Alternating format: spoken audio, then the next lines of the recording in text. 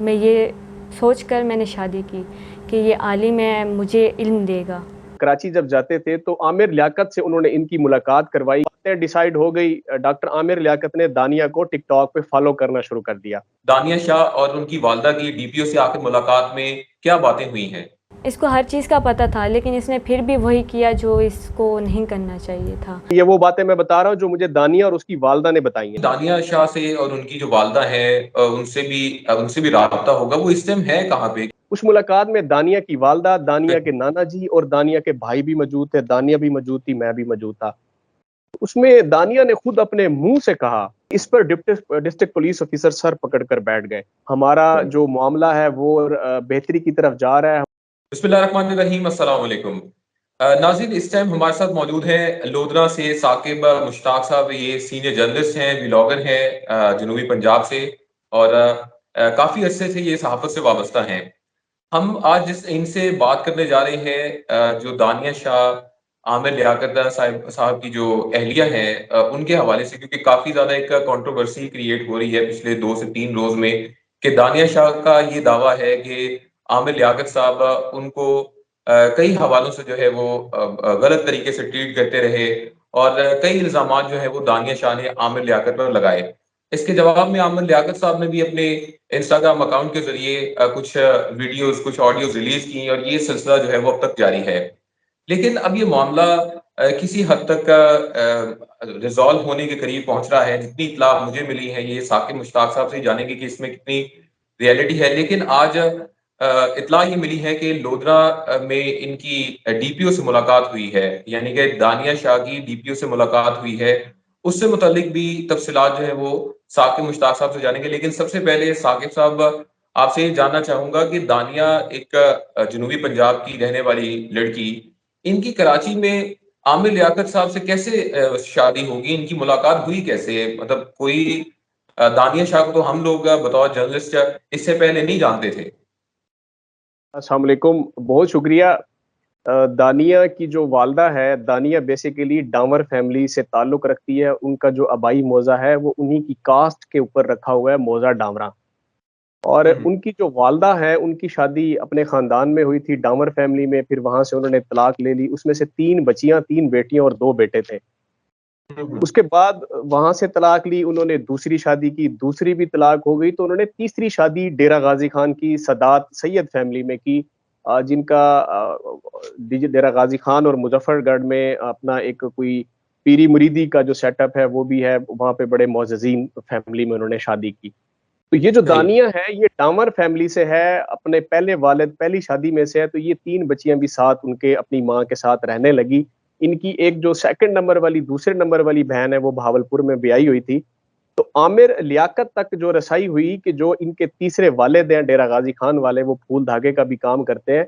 उनके मुरीदैन कराची डॉक्टर आमिर लियाकत हुसैन की जो कॉन्स्टिट्यूएंसी है नेशनल असेंबली की, वहां पर जी, रहते जी। हैं।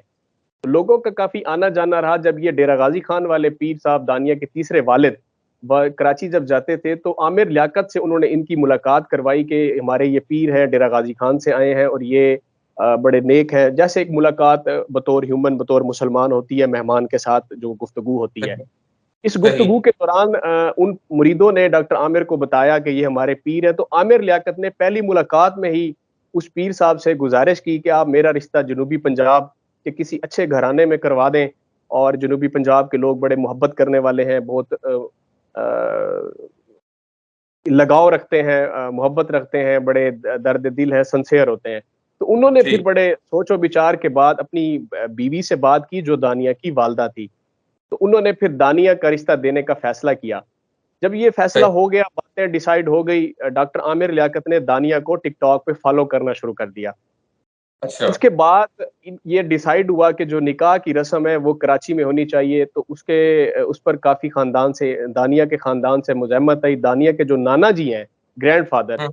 उन्होंने कहा कि हम देहाती लोग हैं, विलेज एरियाज़ में रहते हैं और हम बड़े रख-रखाव और रस्म-व-रिवाज वाले लोग हैं। निकाह हमेशा मुसलमान हैं हम, बेटी के घर में होता है। तो आमिर हुँ। लियाकत ने अगर बाज़ाब्ता तरीके से रिश्ता करना है, शादी करनी है, तो उसको चलकर लोधरा आना होगा। सही। तो उस वक़्त जो मामलात थे आमिर लियाकत के, वो इमरान खान साहब के साथ बेहतर थे, दुरुस्त थे। वो लोधरा तशरीफ़ लाए आमिर लियाकत। उस रात वो सारी दीन की बातें बताते रहे दानिया को और दानिया की वालदा को कि मेरे पास कुछ नहीं है, उससे पहले मेरी दो जो बीवी हैं वो ले चली गई हैं। ये वो बातें मैं बता रहा हूँ जो मुझे दानिया और उसकी वालदा ने बताई हैं, मैं वो आपको रिपीट कर रहा हूँ। चलिए उसके बाद ठीक वो है। सारी रात वहाँ पे गुजारते हैं, सुबह निकाह हो जाता है, निकाह में नॉर्मल जो शराइत होती हैं, उसके बाद उनकी वीडियोज़ हैं जो फिर पूरे पाकिस्तान ने देखी, पूरी दुनिया में वायरल हुई, वो रुखसती करके चला जाता है। उनका घर आबाद हो जाता है, आबाद होने के बाद दानिया अपने खामिंद आमिर लियाकत के साथ मुख्तलिफ टीवी चैनल्स पर देखी जाती है, उनके इंटरव्यूज़ होते हैं, वो बड़े खुश होते हैं। खुशी-हँसी से 3 माह, 4 माह गुज़र जाते हैं जनवरी के बाद। अप्रैल के एंड में, मई के स्टार्ट में दानिया वापस लोधरा आ जाती है और अचानक से पता चलता है कि दानिया ने बहावलपुर की लोअर कोर्ट फैमिली कोर्ट में खुला, जिसको अगर कोई औरत अपने खुद से तलाक लेना चाहती है तो ये शरीयत ने उसको इजाजत दी है, उसको खुला कह दें या तनसीख तनसीख दायर ठीक। कर दी, जिसमें उन्होंने जो हक महर की रकम है 11-12 करोड़ रुपए के वो भी लिखे, लेकिन वो अगेंस्ट था, क्रॉस करता था निकाह नामे को कि निकाह नामे में ऐसी कोई चीजें लिखी हुई नहीं है। तो वो जब ठीक है। दायर हुई लोअर कोर्ट में तो उसकी पेशी पड़ गई जो अगले माह की 12 तारीख को है। अच्छा साकिब साहब, आपने बड़ी डिटेल से चीज़ें बताई और ये वो बातें हैं जो दानिया शाह की वालदा ने आपसे की हैं। यकीनन वो भी इस बात को मानेंगी कि उन्होंने ये बात कही है। एक चीज़ मुझे ये बताएँ हर कि हर आप फोरम पे ये बात की है, ऑन कैमरा की है, वो 400 से ज्यादा यूट्यूबर, सोशल मीडिया के लोगों को इंटरव्यू दे चुके हैं, उसमें ये वो बता चुके हैं सब। अच्छा, आप सबसे पहले जर्नलिस्ट हैं जिन्होंने दानिया शाह से जो इंटरव्यू किया, ये जब उन्होंने खुला का दावा दायर किया।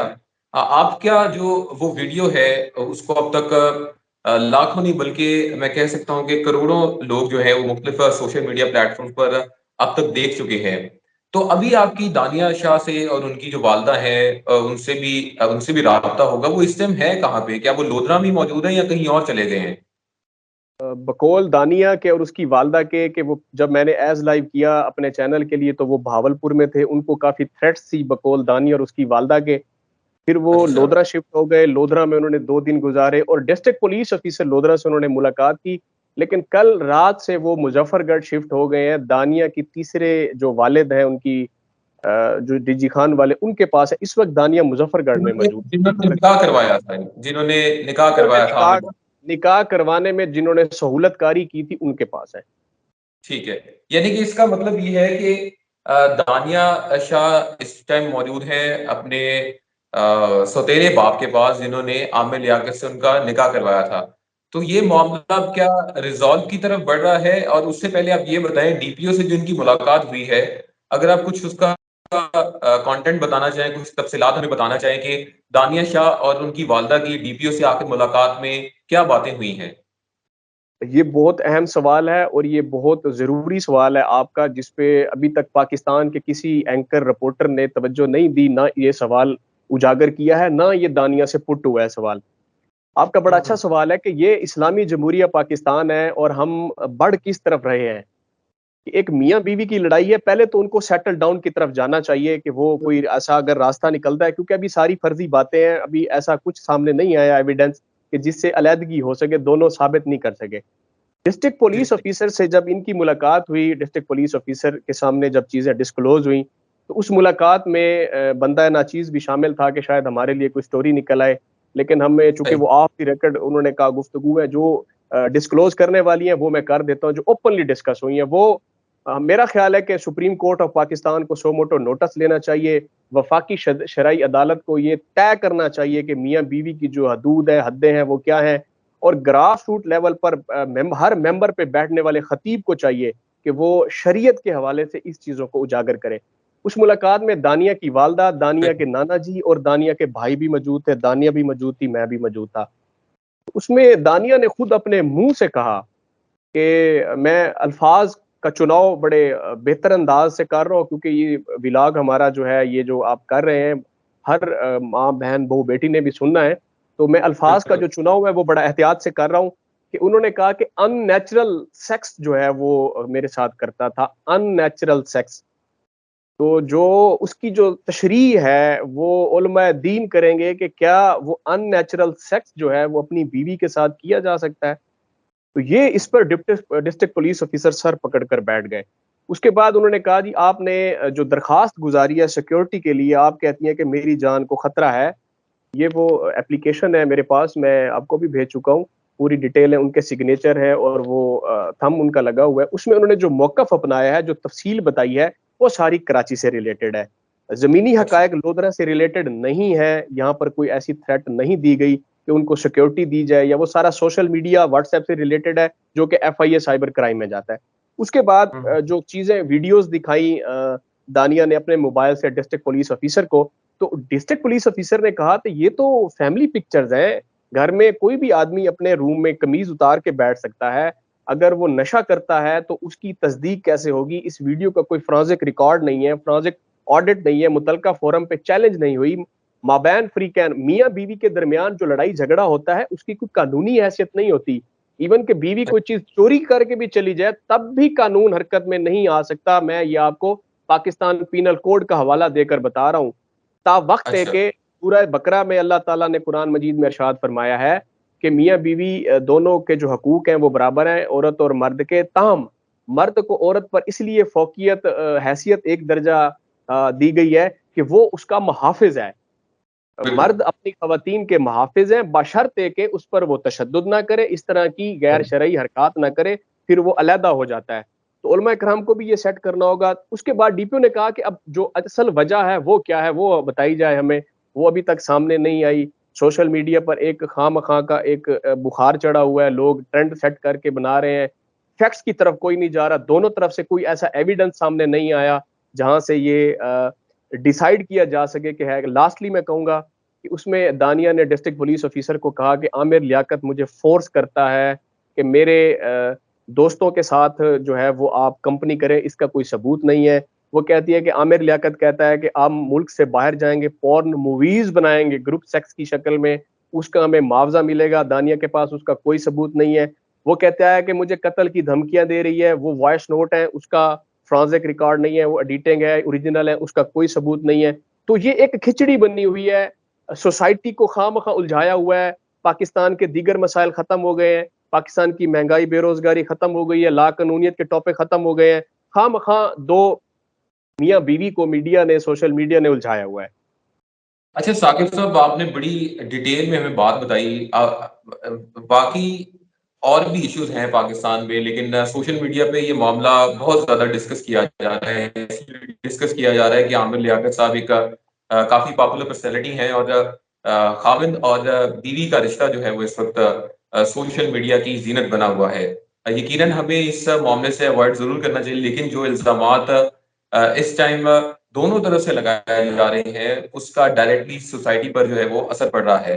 आपने बड़ी अच्छी बातें बताई, और जो डीपीओ से इनकी मुलाकात हुई उसकी तफसीलात भी बताई। ये बताएं, बतौर जर्नलिस्ट, अगर आपसे मैं सवाल पूछूं, और आप भी एक जर्नलिस्ट हैं, क्या लग रहा है, आपको क्या लगता है कि कौन सही है कौन गलत है? मुश्किल जरूर होगा आपके लिए भी डिफाइन करना, लेकिन किसी हद तक आप क्या कहेंगे कि कौन सही इस टाइम है और कौन गलत है? मेरा ख्याल में मीडिया और हम गलत हैं, वो दोनों ठीक हैं, उनको घर बसाने दिया जाए। आज आखिरी हाँ। मर्तबा जब मेरी बात हुई दानिया की वालदा से, तकरीबन कोई आज दोपहर 3 बजे के करीब, तो उन्होंने कहा कि अब हम किसी भी किस्म की कोई मीडिया टॉक नहीं करेंगे। हमारा जो मामला है वो बेहतरी की तरफ जा रहा है, हमारे लायर ने हमें मना किया है। हम घर बसाना चाहते हैं बेटी का, और आमिर लियाकत के साथ हमारे मामलात चल पड़े हैं बेहतरी की तरफ। मेरा ख्याल में अगर उनके मामलात बेहतरी की तरफ चल पड़े हैं, तो पहले वो चलने दिए जाए। इससे पहले कि हम कोई बात करें और उनकी बात बिगड़ जाए, उनका घर बिगड़ जाए, हम इंतज़ार करें कि ये जो उनका वो चल रहा है पैचअप, वो कहाँ जाके ऊँट किस करवट बैठता है।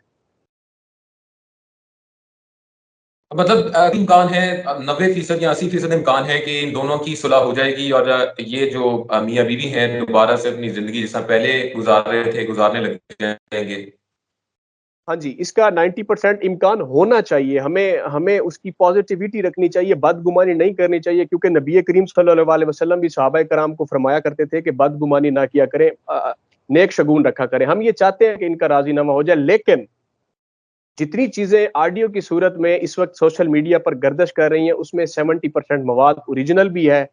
डॉक्टर आमिर लियाकत की जो शख्सियत सही। है, बतौर मजहबी स्कॉलर, बतौर एंकर पर्सन, बतौर पॉलिटिकल आदमी, जो वो मेंबर नेशनल असेंबली है, ये आगे चलकर हाँ।